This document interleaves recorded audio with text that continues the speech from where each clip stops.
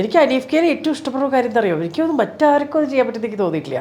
നമ്മളോട് സംസാരിച്ചോണ്ടിരിക്കും, അതാണ് കുറച്ച് ഒറ്റ ഉറക്ക എങ്ങനെ പെട്ടെന്ന് സ്വിച്ച് ഓഫ് ആയിട്ട് സ്വിച്ച് ഓൺ ആവണമെന്ന് ചോദിച്ചാൽ അതൊരു അപാര കഴിവ് തന്നെ. കുറേ ആൾക്കാർ അപ്പുറത്ത് കൂടെ ഇങ്ങനെ വന്നിക്കാം, ഷൂട്ടിങ് കാണാൻ വന്നവരുണ്ടല്ലോ, കുറേ പേര് വന്നു കുറച്ച് കൈയൊക്കെ കാണിച്ചു. അപ്പോൾ നീ വാളച്ചേട്ടൻ അവിടെ സൈഡിൽ കിട്ടേ, നിനക്ക് മനസ്സിലായ കാര്യം എന്താണ്? ഞാൻ പറഞ്ഞു എനിക്ക് മനസ്സിലായില്ല ചേട്ടാ, എന്താണ് കാര്യം? അവർ ചോദിച്ചേ, ഇവിടം വരെ വന്ന് ജയറാമിനെ കാണാൻ പറ്റിയല്ലോ. അപ്പോൾ എന്താണെന്നറിയില്ല, ഞങ്ങളവിടെ കളിക്കണു, പെട്ടെന്ന് മധുസാർ എണീച്ച് ആരും പ്രതീക്ഷിച്ചില്ല. സീമ ചേച്ചിയൊക്കെ കാണണം, എന്താ ആ സ്റ്റേജിലൊക്കെ 2 ഡാൻസൊക്കെ ചെയ്ത് ഒരു ഇരിപ്പിൽ മൂപ്പരുടെ പെർഫോമൻസ് കണ്ടു കഴിഞ്ഞാൽ നമ്മൾ വേറെ ഏതോ ഒരു ലോകത്തിൽ നടക്കണ പോലെ തോന്നും, നമ്മൾ ആ കഥയ്ക്കൊപ്പം സഞ്ചരിക്കണ പോലെ തോന്നും. അത് മമ്മൂക്കയല്ല, അത് ആ ക്യാരക്ടറാണ്. വൈറ്റമിൻ ഡിയുടെയും ഈസ്ട്രോജന്റെയും കുറവാണ് മിക്ക ലേഡീസിന്റെയും ഹെയർ പ്രോബ്ലംസിന് പ്രധാന കാരണം. സ്ത്രീകളുടെ മുടി വളർച്ചയ്ക്കും ശക്തിക്കും അത്യാവശ്യമായ വൈറ്റമിൻ ഡിയാലും ഹെർബൽ ഈസ്ട്രോജനാലും സമ്പുഷ്ടമായ ആദ്യത്തെ hair elixir Amrit Veni hair elixir for women. ആ ഗ്രൂപ്പിൽ ഇന്നിപ്പം മഞ്ജുപിള്ള ഇപ്പോഴത്തെ സജീവമായിട്ട് ഭയങ്കര സജീവമായിട്ട് ആ സൗഹൃദമൊക്കെ ഇപ്പോഴുണ്ടോ ആനിയായിട്ട്? ഡെഫിനറ്റ്ലി ഞാൻ ആനിയുടെ പ്രോഗ്രാം ചെയ്യാൻ പോയിരുന്നു, അതിന് പോയിരുന്നു. പിന്നെ ഈ പറഞ്ഞ പോലെ ഞങ്ങൾ ഈ പറഞ്ഞ പോലെ ഈ അവാർഡ് ഫംഗ്ഷനോ അല്ലെങ്കിൽ ആനീനെ അല്ല, ആനീനെ വളരെ അപൂർവമായി കാണാൻ കിട്ടാറുള്ളൂ. ഇവരുടെ ഇപ്പൊ മഞ്ജുരി ആയാലും മറ്റുള്ളവരൊക്കെ അതിൽ അവിടെ ഇവിടെ വെച്ച് നമുക്ക് കാണാറുണ്ട്. പിന്നീട് ആ പുതുക്കോട്ടയിലെ പുതുമണവാളൻ അതിൽ പിന്നെ ഈ പറഞ്ഞ പോലെ അതെ ആൺവേഷമൊക്കെ കെട്ടി അതെ അതെ അതെ അതെ അതെ. അതിനകത്ത് എനിക്ക് ചിരി വന്നൊരു കാര്യം, മാളച്ചേട്ടനുണ്ട്, മാളച്ചേട്ടൻ. അപ്പം അവര് എനിക്ക് ഈ പറഞ്ഞ പോലെ എനിക്ക് ഏറ്റവും കൂടുതൽ എന്താ വലിയൊരു ഭാഗ്യം എന്ന് ഞാൻ കരുതുന്നത് ഈ പറഞ്ഞ ലെജൻസിൻ്റെ ഒക്കെ ഒപ്പം എനിക്ക് വർക്ക് ചെയ്യാൻ സാധിച്ചു.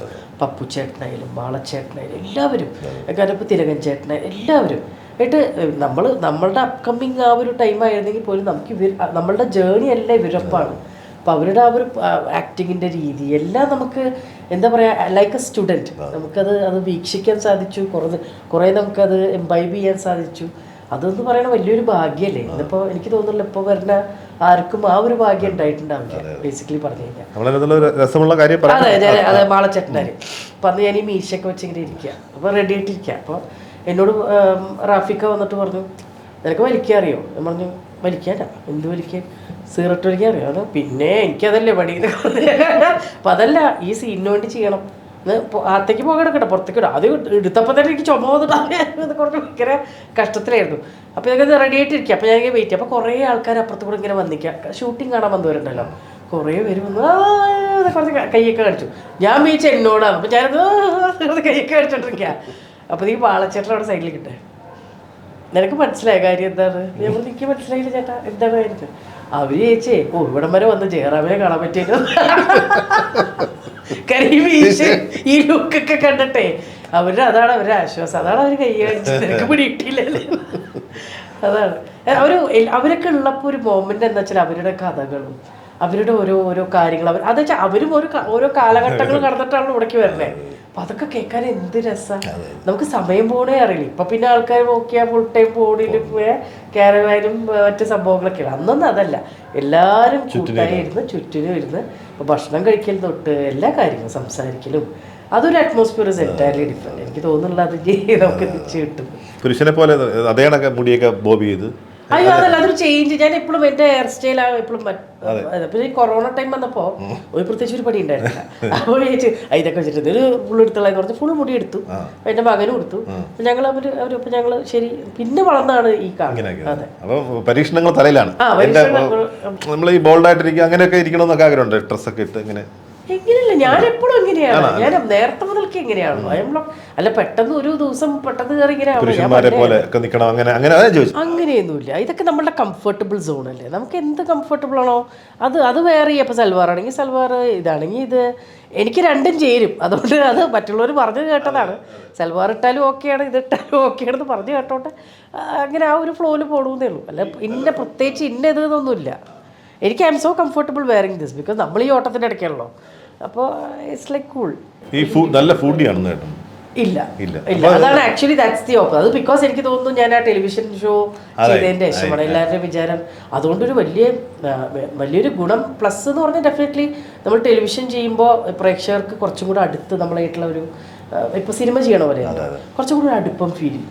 അതിന്റെ എനിക്ക് ഞാൻ ഇപ്പൊ ആദ്യം ഇപ്പൊ ഈ പറഞ്ഞ പോലെ ഡയന സിൽവസ്റ്ററിന്റെ ബഡായ് ബംഗ്ലാവിന് മുമ്പ് സിനിമയിൽ ആദ്യം തുടങ്ങി വെച്ചത് ഞാനാണ്. അപ്പൊ ഫസ്റ്റ് ആങ്കർ, ഫീമെയിൽ ആങ്കർ, അത് ഹിറ്റായി. ലിംക ബുക്ക് ഓഫ് റെക്കോർഡ്സിൽ വന്നു. അതെ അതെ അതെ. അത് കഴിഞ്ഞ് നെക്സ്റ്റ് അപ്പം അവൾക്കെന്ന് വെച്ചാൽ അവളെ സംബന്ധിച്ച് ഞാൻ ഭയങ്കര ലക്കി ആർട്ടിസ്റ്റാണ് ഈ പറഞ്ഞ പോലെ, ഭയങ്കര ഭാഗ്യമുള്ള എന്തോ എനിക്കറിയില്ല നമുക്കറിയില്ല. അപ്പൊ ഇങ്ങനെ ഈ ബഡായ് ബംഗ്ലാവിനെ പകരം കോമഡി നൈറ്റ്സ് വിത്ത് കപ്പിളിന്റെ ലൈക്ക് ഇൻസ്പയർഡ് ആയിട്ടാണല്ലോ ഇത് ചെയ്യണേ. അപ്പൊ ഇതിങ്ങനെ കുറേ പേരോട് ചോദിച്ചു. ഇപ്പൊ ഈ ഒരു പെർട്ടിക്കുലർ ക്യാരക്ടർ എന്ന് വെച്ചാൽ അതിൽ പല സാധനങ്ങൾ ഇൻവോൾവ് ആണല്ലോ. അവരുടെ ബോഡി ലാംഗ്വേജിനെയും അല്ലെങ്കിൽ അവരുടെ ഇതിനെയൊക്കെ ലേശം കളിയാക്കിക്കൊണ്ടും അവരുടെ ഈ അമ്മായി എന്ന് പറയുന്ന ക്യാരക്ടർക്ക് അവർക്കൊരു ഭക്ഷണപ്രിയയാണ്, അവർക്ക് കല്യാണം നടന്നിട്ടില്ല, അവരിത് അങ്ങനെയൊക്കെ ഒരുപാട് കാര്യങ്ങൾ അതിൽ കിടക്കുന്നുണ്ട്. അപ്പോൾ ഇത് ഏറ്റെടുക്കാൻ എനിക്ക് തോന്നുന്നു മലയാള സിനിമയിലെ എല്ലാവരോടും ഇവർ ചോദിച്ചു, ആരും തയ്യാറായില്ല. അങ്ങനെ ഇരിക്കുമ്പോഴാണ് പുള്ളിക്കാരി എൻ്റെ അടുത്ത് വന്നത് പറയുമ്പോൾ ഞാൻ പറഞ്ഞു, ഞാനിത് കണ്ടുകൊണ്ടിരിക്കുന്നുണ്ട് കോമഡി നൈറ്റ്സ്. ഞാൻ പറഞ്ഞു എനിക്ക് ഭയങ്കര ഇഷ്ടമുള്ള ഷോ ആണ്, എനിക്കറിയാം അവർ ഇങ്ങനെ. അപ്പോൾ എനിക്ക് ഹോംവർക്കിൻ്റെ ആവശ്യമില്ല, because I already know how it is. അവിടെ ഫീമെയിൽ തന്നെയാണ് ചെയ്യുന്നത്. അപ്പോൾ ഞാൻ പറഞ്ഞു okay fine, I will do it, ഒരു പ്രശ്നമില്ല, ഞാൻ ചെയ്യാം എന്ന് പറഞ്ഞു. പിന്നെ അങ്ങനെ തുടങ്ങിയ ഒരു സംഭവമാണ് ആക്ച്വലി. പക്ഷെ എനിക്കൊന്ന് ആ ഒരു ടീമിൻ്റെ ആ ഒരു ഗുണമാണ്, അവരുടെ ഒരു കറക്റ്റ് ടൈം എല്ലാവരും മനോജായാലും എല്ലാവരും അതൊരു ഭയങ്കര ഹിറ്റാവുന്ന പ്രതീക്ഷ. മാത്രമല്ല അമ്മായി എന്ന് പറയുന്നത് ഇപ്പം മലയാളത്തിലൊരു അമ്മായി ഉള്ളൂ, പ്രസിദ്ധമാണ്, എല്ലാവരുടെയും അമ്മായിയാണ്. അപ്പൊ അങ്ങനെ സ്നേഹം അത് ഈ പിന്നെ ഈ പറഞ്ഞ പോലെ ടെലിവിഷനിൽ നിന്ന് മാത്രം കിട്ടാവുന്ന ഒരു തീർച്ചയായിട്ടും. അതിപ്പോ നമ്മള് സീരിയൽ ചെയ്താലും, ഞാൻ സീരിയൽ ചെയ്തപ്പോ ഏഷ്യാനെറ്റ് ഫസ്റ്റ് സ്ത്രീ എന്ന് പറഞ്ഞ അതെ ഗ്ലാഡിസ് ഫെർണാണ്ടസ്, അതെ അതെ അതെ, അതൊരു വില്ലനസ് ക്യാരക്ടർ ആയിരുന്നല്ലോ. എനിക്ക് പക്ഷെ ആൾക്കാരുടെ ഡെപ്ത് ഞാൻ പലപ്പോഴും മനസ്സിലാക്കണം, അവർ എത്ര അതിൻ്റെ ആഴത്തിലേക്ക് ചെല്ലണു എന്നുള്ളത്. ഞാൻ ഗുരുവായൂർ അമ്പലത്തിൽ തൊഴാൻ വേണ്ടി ചെന്നു. അവിടെയുള്ള പോലീസുകാരെ നിങ്ങൾക്ക് കയറാൻ പറ്റില്ല എന്ന് പറഞ്ഞു. ഞാൻ പറഞ്ഞു എന്തെനിക്ക് കയറാൻ പറ്റില്ല, നിങ്ങൾ ഗ്ലാഡിസ് ഫെർണാണ്ടസ് ആണ്, നിങ്ങൾക്ക് കയറാൻ പറ്റില്ല. ഞാൻ പറഞ്ഞു അല്ല ഞാൻ പ്രസീത പേരോ ഒന്ന് കയറിക്കോട്ടെ.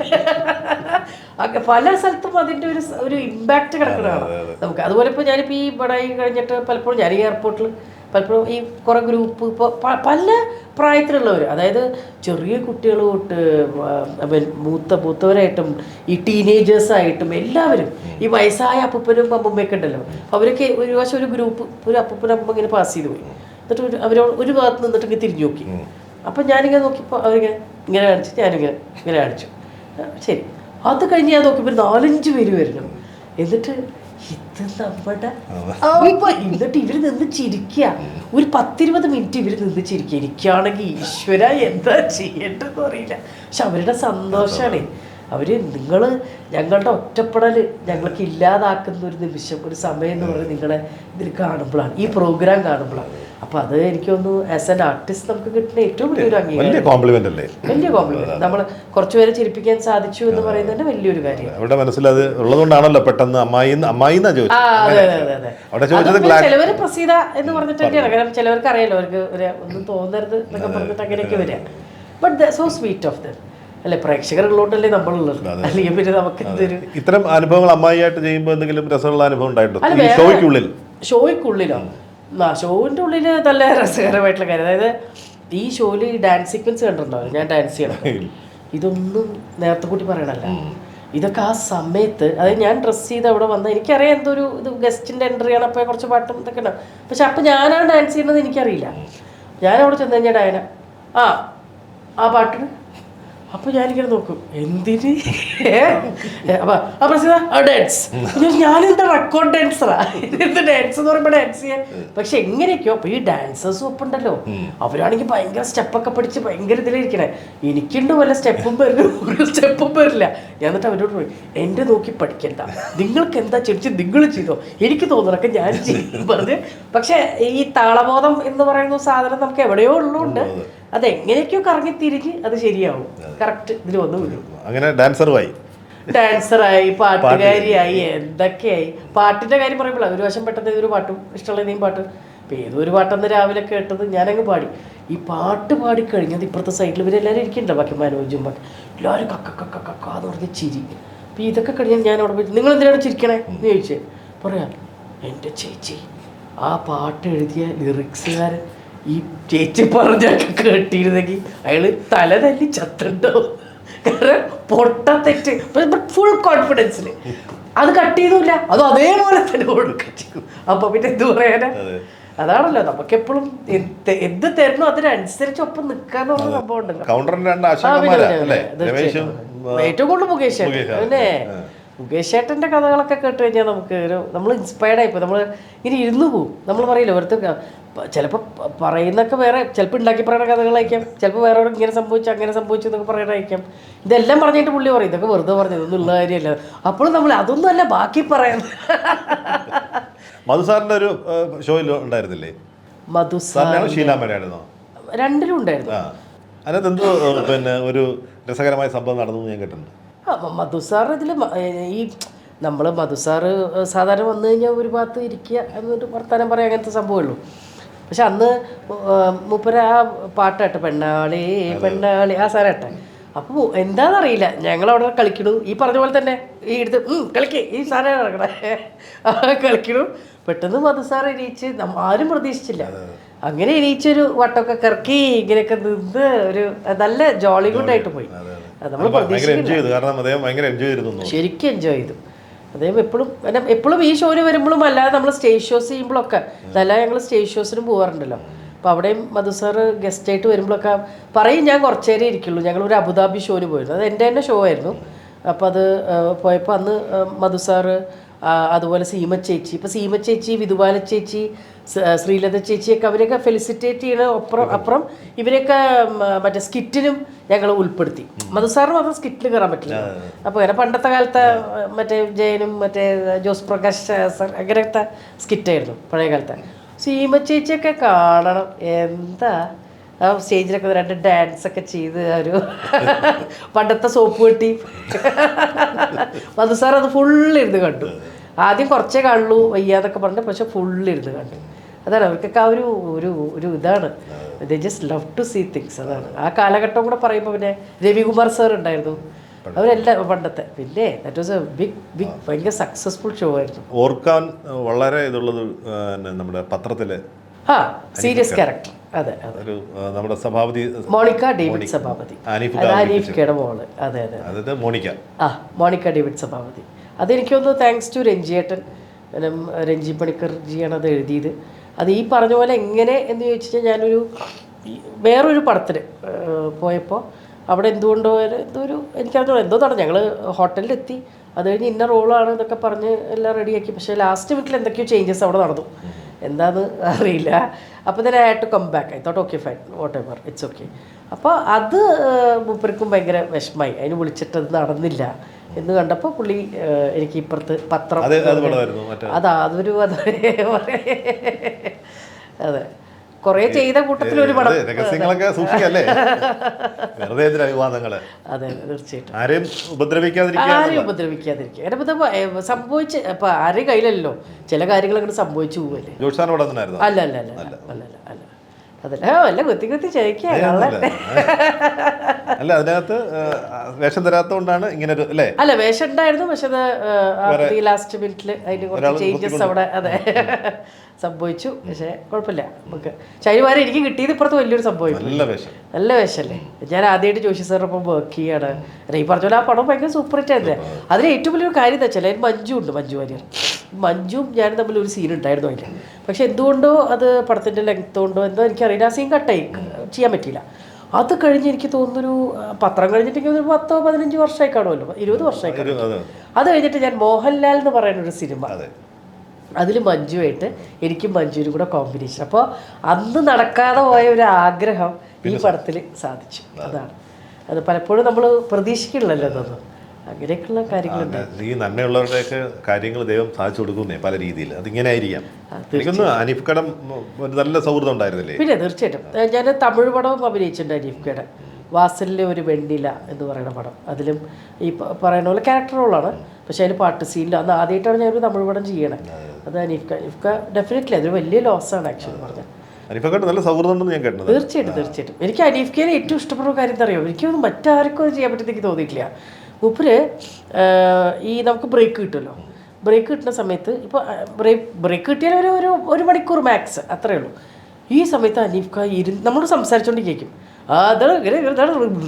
കുറച്ച് ഒറ്റ ഉറക്ക, ഭയങ്കര കൂർക്കമ്പലിയാ. നമ്മളിതൊക്കെ പറഞ്ഞ് രസിച്ച് വരുമ്പോഴത്തേക്ക് നോക്കുമ്പോൾ അനീഫ് കിടന്ന് ഉറക്കുക, നല്ല ഉറക്കം. പിന്നെ നമ്മൾ ചോദിക്കാം പാവം ഡിസ്റ്റർബ് ചെയ്യണ്ട. മൂപ്പർ അങ്ങനെയാണ് സമയം, ഉറക്കത്തിന് സമയം കണ്ടെത്തണേ. കാരണം തമിഴിൽ ചെയ്യണു, എല്ലാ ലാംഗ്വേജിലും പുള്ളി ഓടി നടന്ന് പടം ചെയ്തുകൊണ്ടിരിക്കുകയല്ലേ, ഡയറക്ഷൻ ചെയ്യണു, എല്ലാം ചെയ്യണു. അപ്പോൾ സമ്മതിച്ചു കൊടുക്കണം. എങ്ങനെ പെട്ടെന്ന് സ്വിച്ച് ഓഫ് ആയിട്ട് സ്വിച്ച് ഓൺ ആവണമെന്ന് ചോദിച്ചാൽ അതൊരു അപാര കഴിവ് തന്നെയാണ്. അവരത് അത്ഭുതപ്പെട്ടു. അദ്ദേഹത്തിന്റെ കൂർക്കമ്പലി വളരെ പ്രസിദ്ധമാണ്, വളരെ ഫേമസ് ആണ്. അതെ അതെ. നമ്മുടെ ഒരു കഴിവിനൊത്ത വേഷങ്ങൾ മലയാള സിനിമയിൽ കിട്ടിയില്ല, അല്ലെങ്കിൽ മലയാള സിനിമ ആ രീതിയിൽ പ്രസിദ്ധി പരിഗണിച്ചില്ല എന്നൊരു വിഷമോ അല്ലെങ്കിൽ ഇല്ല, അങ്ങനെയില്ല. എനിക്ക് പലപ്പോഴും തോന്നിയിട്ടുള്ളത് എന്താ വെച്ചാൽ എൻ്റേതായ പേഴ്സണൽ റീസൺസും ഉണ്ട്, പിന്നെ പഠിത്തമാവാം, പല കാര്യങ്ങളും ഉണ്ടല്ലോ. അതുകൊണ്ടും എനിക്ക് പല ഓഫേഴ്സും എടുക്കാൻ സാധിച്ചിട്ടില്ല. എനിക്ക് ഒരുപാട് കിട്ടിയതാണ്, ഇല്ലാന്ന് ഞാൻ ഒരിക്കലും മലയാള സിനിമ ആ രീതിയിൽ കുറ്റം പറയില്ല. കാരണം ഞാനത് റിഗ്രറ്റ് ചെയ്യില്ല. ബിക്കോസ് അയ്യോ എനിക്കിവർ തന്നില്ലല്ലോ. ബാക്കി ഇപ്പോൾ വേറെ തരത്തിലൊക്കെ ചിലപ്പോൾ വന്നത് ആരെങ്കിലും വഴി പോയിട്ടുണ്ടാവും, ഇങ്ങനെ അതിപ്പോൾ എനിക്കറിയില്ല, ദാറ്റ് ഹാപ്പൻസ്. പക്ഷേ എനിക്ക് ഒരുപാട് ഓഫേഴ്സ് വന്നൊരു ആളാണ് ഞാൻ, എടുത്തു പറയും. പക്ഷേ എൻ്റേതായ റീസൺസ് ഉണ്ട്, അതായത് പേഴ്സണൽ റീസൺസ് കൊണ്ട് എനിക്ക് പലപ്പോഴും പലതും ഏറ്റെടുത്ത് ചെയ്യാനുള്ളൊരു അവസരം കിട്ടിയിട്ടില്ല. അതെ. നഷ്ടപ്പെട്ടതിൽ ഏറ്റവും ദുഃഖം തോന്നിയത് ഒരു വേഷം ഏതായിരിക്കും? അതെന്ന് പറയാൻ അങ്ങനെ പറയാനൊരു വേഷം ആക്ച്വലി പറഞ്ഞാൽ വന്നിട്ടില്ല എന്നല്ല. ബിക്കോസ് നമ്മൾ ചെയ്യുന്ന കമേഴ്ഷ്യൽ പടങ്ങളല്ലേ, അതാണ്. പിന്നെ ഇപ്പോൾ എനിക്ക് പണ്ടും ഓഫ് ബീറ്റ് പടങ്ങളൊക്കെ ചെയ്യണമെന്നൊക്കെ ഭയങ്കര ആഗ്രഹം. അടൂർ സാറിൻ്റെ പടം ചെയ്യുക, അതൊക്കെ നമ്മുടെ സ്വപ്നമാണല്ലോ. ഇപ്പോഴും അത് സാധിച്ചിട്ടില്ല. മമ്മൂക്കയുടെ ഒപ്പം അഭിനയിച്ചിട്ടില്ല ഇതുവരെ. മമ്മൂക്കയുടെ ഒറ്റപ്പടം. അതെ, അതിനുശേഷം ഇത്രയും വർഷമായില്ലേ, ഇപ്പം വിളിക്കണ്ടേ? മമ്മൂക്ക വിളിക്കണേ.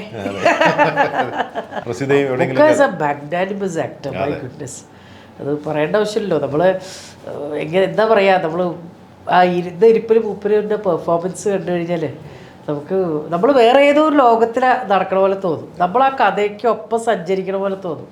അത് മമ്മൂക്കയല്ല, അത് ആ ക്യാരക്ടറാണ്, അവതരിപ്പിക്കുന്ന ക്യാരക്ടർ ആ തലത്തിലാണ് നിൽക്കണം. അപ്പോൾ അത് പറയേണ്ട ആവശ്യമില്ലല്ലോ. നമുക്ക് എന്നാലും ഇഷ്ടമുള്ള ചിലരുടെ ഉണ്ടാവും. എനിക്ക് അവരുടെ സിനിമ ചെയ്യാൻ പറ്റില്ല, എല്ലാവരുടെയും നമുക്ക് ഇതാണ് ആഗ്രഹമാണ്. ചിലർ പറയും സത്യനന്ദിക്കാരുടെ സിനിമ ചെയ്യാൻ പറ്റില്ല, ചിലർ സിദ്ദിഖില്ലാതെ ഭാവില്ല, അങ്ങനെ എന്തെങ്കിലും സ്വപ്നങ്ങളുണ്ടോ? അല്ല, സിദ്ദിഖയുടെ പടം ചെയ്യാൻ പറ്റാത്ത എനിക്ക് സങ്കടമുണ്ട് തീർച്ചയായിട്ടും. കാരണം ഞാൻ സിദ്ദിഖയോടൊപ്പം ലാസ്റ്റ് ഞാൻ പോയത് ഞങ്ങൾ സിദ്ദിഖ് ലാൽ ഷോ എന്ന് പറഞ്ഞിട്ട് ഒരു American show, America and Canada, Toronto show, 1.5 മാസത്തോളം. ഈ പറഞ്ഞ പോലെ ഒരു 40 മെമ്പർ ടീമായിരുന്നു. നല്ല രസകരമായ ഒരു അനുഭവമായിരുന്നു. അവിടെ വെച്ചിട്ടാണ് ഞാൻ ഈ പറഞ്ഞ പോലെ ഭാവനേനെയൊക്കെ പരിചയപ്പെടുന്നത്. ഭാവനയുടെ അമ്മ, അച്ഛൻ, എല്ലാവരായിട്ടും ഭയങ്കര കൂട്ടും. ബിജു ഏട്ടൻ, നമ്മുടെ സംയുക്ത, എല്ലാവരായിട്ടും അതൊരു ഒരു ഫാമിലി വെക്കേഷൻ പോലെയായിരുന്നു. അന്ന് ഈ പറഞ്ഞ പോലെ എൻ്റെ മകനെയും ഞാൻ കൊണ്ടുപോകൊണ്ടാണ്. പക്ഷെ അവൻ ആ സമയത്ത് ക്രിക്കറ്റ് കളിച്ച് കാല് ഓടിച്ച് അവിടെ കിടക്കണോണ്ട് എനിക്ക് അവരെ കൊണ്ടുപോകാൻ പറ്റിയില്ല. അപ്പോൾ അതൊരു നല്ലൊരു ട്രിപ്പായിരുന്നു. ആ ഒരു സൗഹൃദം എപ്പോഴും ഞങ്ങളെല്ലാവരും പുലർത്തുന്നുണ്ട്. ഓ ഡെഫിനറ്റ്ലി. എന്നാലും ഇപ്പോൾ ഞാനിപ്പോൾ ഈ ഇവൻ്റൊക്കെ നടന്നപ്പോൾ അപ്പോൾ തിരുപ്പതിയോ എവിടെയോ ഓൾറെഡി ബുക്ക് ചെയ്ത് പോകാൻ വേണ്ടി നിൽക്കണം. ഇനി ഒരു ഷോർട്ട് നോട്ടീസിലാണ് ഇത് ഞാൻ മൊത്തം ഞങ്ങൾ ചെയ്ത് വന്നപ്പോൾ ഒരു ടൈമായി. അപ്പോൾ ഞങ്ങൾക്കത് ശരിക്കും ഇപ്പോൾ നമ്മളൊരു ഇവൻ്റ് പ്ലാൻ ചെയ്ത 1 വർഷം മുമ്പേ നമ്മൾ പ്ലാൻ ചെയ്ത ഡേറ്റ് അങ്ങനെയൊക്കെ ആണല്ലോ. പക്ഷെ എൻ്റെ കാര്യത്തിൽ അങ്ങനെയല്ല സംഭവിച്ചത്. ഞങ്ങൾ പെട്ടെന്ന് ഞങ്ങൾക്കൊരു നല്ലൊരു ഡേറ്റ് ഒത്തു വന്നു, കുഴപ്പമില്ല എന്ന് തോന്നിയപ്പോൾ അങ്ങനെ നടത്തി. അപ്പോൾ ആ ഒരു ചുരുക്ക സമയത്തിൽ നമ്മൾ ഈ പറയില്ലേ, നമ്മൾ പേഴ്സണലായിട്ടാണ് ഓരോരുത്തരെയും വിളിച്ചത്. Because it was like A family event. നല്ല ഫുഡി അല്ലെന്ന് പറഞ്ഞു. അപ്പോൾ എന്നാലും ഈ തടി ജന്മന തടി എന്ന് ഞാൻ പറയണല്ലോ, അത് ബോഡി അല്ല അത് അല്ല ബോഡി ഷേപ്പ്. ഇത് ബേസിക്കലി എൻ്റെ നേരത്തെ പണ്ടത്തെ പടം എടുത്ത് നോക്കിയാൽ വെരി സ്ലിം. അന്ന് ഞാൻ സ്ലിം ആയിരുന്ന കാലഘട്ടത്തിലും എൻ്റെ ബാക്കിയുള്ള ആൾക്കാർ പറഞ്ഞു നിങ്ങൾക്ക് എന്തൊരു തടിയാണ്. അപ്പം എനിക്ക് മനസ്സിലായി. ഇപ്പം പറഞ്ഞാൽ ഓക്കെ സമ്മതിക്കാം, അപ്പം പറഞ്ഞാൽ എനിക്ക് പിടികിട്ടിയില്ല. അതങ്ങനെ സംഭവം. പിന്നെ ഈ പറഞ്ഞ പോലെ hormonal imbalances it happens. I mean like especially women go through a lot of things. അത് എപ്പോഴും പിന്നെ ഇപ്പോൾ ഞാൻ പറയട്ടെ, മലയാള സിനിമ പണ്ടത്തെ പടങ്ങളൊക്കെ എടുത്തു നോക്കിയാൽ എവിടെയാണ് മെലിഞ്ഞുണങ്ങിയിട്ടുള്ള ഹീറോയിൻസ്? നമ്മുടെ ശ്രീവിദ്യാമ്മ തൊട്ട് ശാരദാമ്മ തൊട്ട് ശീലാമ്മ തൊട്ടൊക്കെ നോക്കിയാൽ അതാണ് ശരിക്കുള്ള മലയാളി സ്ത്രീ സങ്കല്പം എന്ന് വെച്ചാൽ. ഇപ്പോഴല്ലേ ഈ പറഞ്ഞ പോലെ ഈ ഡേറ്റിങ്ങും മെലിഞ്ഞ് കിടക്കണോണ്ടായിരിക്കും ആരോടും ഒരു പരാതിയില്ല. അത് ഓരോരുത്തരുടെ ഇഷ്ടം. But I am very comfortable this way. എനിക്കിങ്ങനെ ആയതുകൊണ്ട് എനിക്കൊരു ബുദ്ധിമുട്ടുണ്ടായിരുന്നു, അതുകൊണ്ട് എനിക്ക് കൂടെ ഉണ്ടായിട്ടുള്ളൂ, ദോഷമൊന്നുമില്ല. എന്തായാലും ഇന്നത്തെ തലമുറയുടെ ഒരുപാട് പുതിയ ആളുകളാണ്, ഒരുപാട് പേര് വരുന്നുണ്ട്. നമുക്ക് വന്നു എല്ലാം മിടുക്കൻ കുട്ടികളാണ്. അവിടെ സിനിമകളൊക്കെ കാണാറുണ്ട്. എല്ലാവരും വെൽ ട്രെയിൻഡ് ആണ് ആക്ച്വലി പറഞ്ഞു കഴിഞ്ഞാൽ. സിനിമകൾ സീരിയസ് ആയിട്ട് വാച്ച് ചെയ്യുന്നുണ്ട്. പിന്നെ ഡെഫിനറ്റ്ലി അല്ല, ഞാൻ അവരിപ്പോൾ എനിക്ക് അഭിനയിക്കാനുള്ള ഓപ്പർച്യൂണിറ്റി കിട്ടി. ഇപ്പോൾ 2019 2 പടം റിലീസായി. സ്റ്റാൻഡപ്പ്, ഒരു കടത്ത് നാടൻ കഥ. ഇപ്പോൾ സ്റ്റാൻഡപ്പിൽ ഈ പറഞ്ഞ പോലെ ജിഷ വിജയനും പിന്നെ നിമിഷ ഇവരൊക്കെ ഉണ്ടായിരുന്നു. വിധു വിൻസെൻ്റ് ആയിരുന്നു അതിൻ്റെ ഡയറക്ടർ. അത് ഞാൻ ചെയ്യാൻ തന്നെ, അതും സീരിയസ് ക്യാരക്ടറായിരുന്നു കേട്ടോ. എൻ്റെ ഞാൻ ആദ്യമായിട്ടൊരു പോലീസ് വേഷം ചെയ്യണം അതില്ല. ഇത്രയും കാലം സിനിമയിൽ ഉണ്ടായിട്ട് എനിക്ക് കിട്ടിയിട്ടില്ല. ഒരു ഹെഡ് കോൺസ്റ്റബിൾ സിരി എന്ന് പറഞ്ഞ ക്യാരക്ടർ, അതെന്നെ അതിലേക്ക് റെക്കമെൻഡ് ചെയ്യുന്നത് നമ്മുടെ സജിത മഠത്തിലാണ്. അവരിങ്ങനെ പ്രസീതർക്ക് ഇങ്ങനത്തെ ക്യാരക്ടർ, അപ്പോൾ ഞാൻ പറഞ്ഞു പോലീസ് വേഷമല്ലേ ഈശ്വര, ഞാനത് ഇതുവരെ ചെയ്തിട്ടില്ല എന്നൊക്കെ പറഞ്ഞ് പോയി ചെയ്തൊരു വേഷമാണ്. പക്ഷെ ആ സമയത്താണ് ഞാൻ ഇവരെയൊക്കെ കാണേണ്ടത്, പുതിയ തലമുറ എന്ന് പറയും എല്ലാവരും. പക്ഷെ അവരൊക്കെ ആക്ച്വലി പറഞ്ഞാൽ ഒരുപാട് ഹോംവർക്ക് ചെയ്യുന്നവരാണ്. ഒരു സീൻ തുടങ്ങുന്നതിന് മുമ്പ് നമുക്കൊന്നും എനിക്ക് തോന്നിയിട്ടില്ല അത്രയും വലിയ പ്രിപ്പറേഷൻ്റെ ഒരു ആവശ്യം വന്നിട്ടുണ്ട്. ബിക്കോസ് ഓൾറെഡി നമ്മൾ വർക്ക് ചെയ്യുന്ന അത്രയും സീനിയേഴ്സ് ആയിട്ടുള്ള ആൾക്കാരല്ലേ. അപ്പോൾ നമ്മൾ തന്നെ ട്രെയിൻഡ് ആവും. നമുക്ക് അതിനുവേണ്ടി ഒരു കാറ്റഗറൈസ് അവരോടൊപ്പം നമ്മളുടെ ഒരു ആ പ്രോസസ്സ് നടന്നുകൊണ്ടിരിക്കും. തന്നെ ട്രെയിൻഡ് ആവും ഓട്ടോമാറ്റിക്കലി. നമ്മളത് കണ്ട് തന്നെ അത് എല്ലാ കാര്യങ്ങളും ഉൾക്കൊണ്ട് നമ്മൾ ചെയ്യും. പക്ഷെ ഇവർക്കെന്ന് വെച്ചാൽ അതല്ല, ഇവർ ആദ്യം തൊട്ടേ ആ ക്യാരക്ടറിനെ കുറിച്ച് അത് മനസ്സിലിട്ട് അങ്ങനെ ഒരു സിറ്റുവേഷൻ അങ്ങനെയൊക്കെ ഭയങ്കര അന്ന് കണ്ടപ്പോൾ വെച്ചു ഭയങ്കര സംഭവമാണ്. ഈ നിർമ്മാണം അല്ലാതെ സിനിമയിൽ അഭിനയത്തും ഡെഫിനറ്റ്ലി പിന്നെ തീർച്ചയായിട്ടും എല്ലാവരോടും വിളിച്ച് ചാൻസ് ഒക്കെ ചോദിക്കണം. അതെ, ഞാൻ പൊതുവെ ആരോടും വിളിച്ച് ചാൻസ് ചോദിക്കാറില്ല, അതാണ് എൻ്റെ കുഴപ്പം. എപ്പോഴും എന്നോട് എല്ലാവരും എൻ്റെ സുഹൃത്തുക്കളായാലും എൻ്റെ ഒപ്പം വർക്ക് ചെയ്യണവരൊക്കെ ചോദിക്കും എന്താ ഇത് ഒരു ചാൻസ് ചോദിക്കണോണ്ട് എന്താ. പക്ഷെ എനിക്കങ്ങനെ തോന്നിയിട്ടില്ല.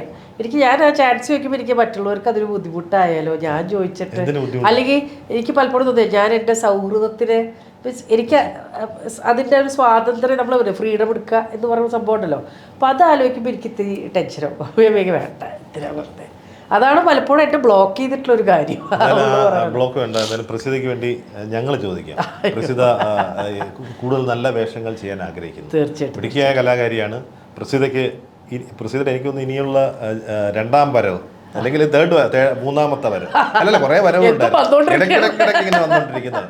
അപ്പോൾ ഈ വരവ് നമ്പർ പറയണ്ട, അതെ ഞങ്ങൾ അഭ്യർത്ഥിക്കുന്നു പ്രസിദ്ധയ്ക്ക് വേണ്ടിയിട്ട് നല്ല വേഷങ്ങൾ, കൂടുതൽ നല്ല വേഷങ്ങൾ ഇനിയും കിട്ടാൻ നല്ല ഇൻട്രസ്റ്റിംഗ് ആയിട്ടുള്ള ചാലഞ്ചിങ് ആയിട്ടുള്ള വേഷങ്ങൾ കിട്ടാൻ വരട്ടെ മാത്രം പ്രാർത്ഥിക്കുന്നു.